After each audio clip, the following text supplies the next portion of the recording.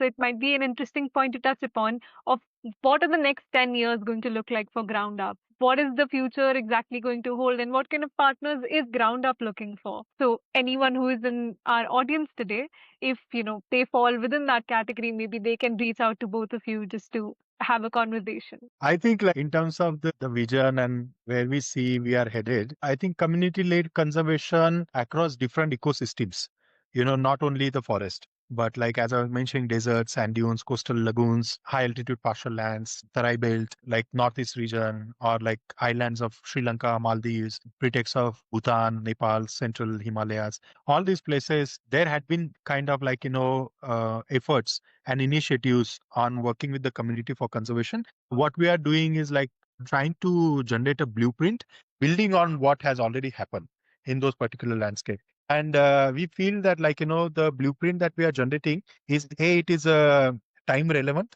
in current context. B, that this need is going to come in coming 10 to 15 years, that we will have to look at all the ecosystem for what they are. And in doing so, we need ready-made kind of blueprints on processes that can be adapted, tools, technologies that can be done.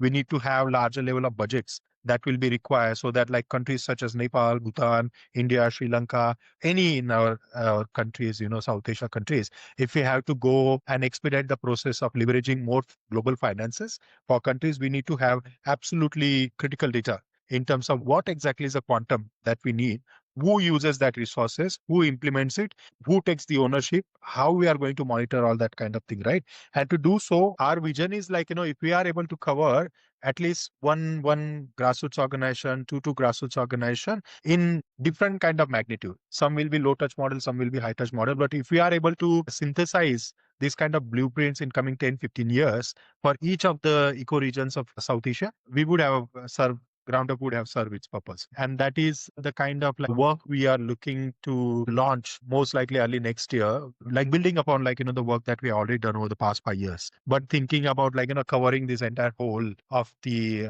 length and breadth of our continent, and seeing and giving the living examples, living laboratories where these sort of efforts are actually at play. And like previous answer, right? So if the youth wants to go to some of these landscape where these kind of efforts are happening, train yourself, get the experience. And to do so, obviously, like it is not the job of one individual or one organization. We are looking to those people who are at the present and at the precipice of this conundrum between like community and conservation. Lands are like, limited, or funds are limited. They know that adaptation of climate change solutions are, and nature underpins some of those solutions. These people will resonate with what we are trying to say, me and Radhika, and what GroundUp is doing. And in that case, if you are government entity, we are ready to listen, and share what has been our experience. What do we see?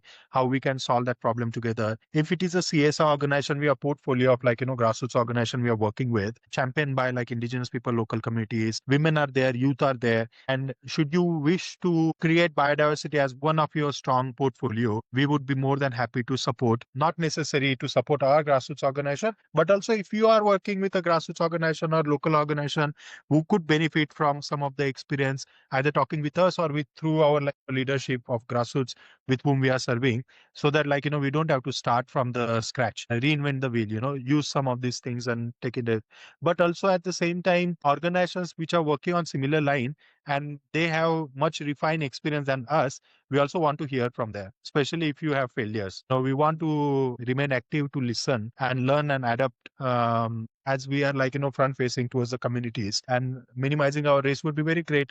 So if you have those kind of things, we would be more than happy to schedule a call, listen to your experiences, up some of your lessons into our ongoing landscape. I think like, individuals, because our work demands so much of a ground presence, we don't get so much time to host like interns or like, people who want to do that part. But like those people who want to really launch their career in this line of work, please write, and potentially we can schedule another call on like just speaking about the career trajectories that the youth can actually take up in this line, and what are the potential opportunity, what kind of courses you can take, where you apply for, what are your exact like exciting part about like what you enjoy doing and things like that.